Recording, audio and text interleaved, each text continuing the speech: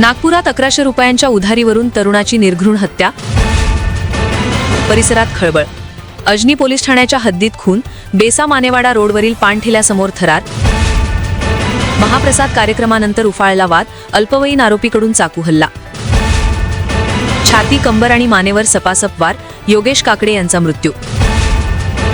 घटना सीसीटीव्हीत कैद, अजनी पोलिसांनी अल्पवयीन आरोपी ताब्यात घेतला।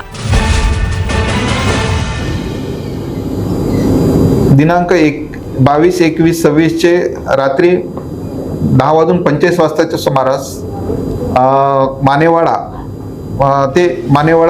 चौक ते बेसा रोड या ठिकाणी दीपक पान पॅलेस समोर एक घटना घडलेली आहे आणि सदर घटनेमध्ये फिर्यादी यांनी दिलेले सूरज संतोष त्रिपाठी यांनी दिलेल्या फिर्यादीवरून सदरचा गुन्हा हा दाखल असून सदर फिर्याद पाहता त्यामध्ये मृतक व आरोपी यांच्यामध्ये पैशाचे देण्याघेण्याच्या कारणावरून वाद झाला होता आणि सदर 1100 रुपये चे कारणावरून त्यांच्यात वाद झाला आणि त्याच्यामध्ये विधी संघर्षग्रस्त जो आहे त्याने मयत योगेश अनिल काकडे वय 28 वर्ष यास चाकूने मारून दुखापत केली आणि त्याच्यामध्ये मयत हा मृत झाला आहे।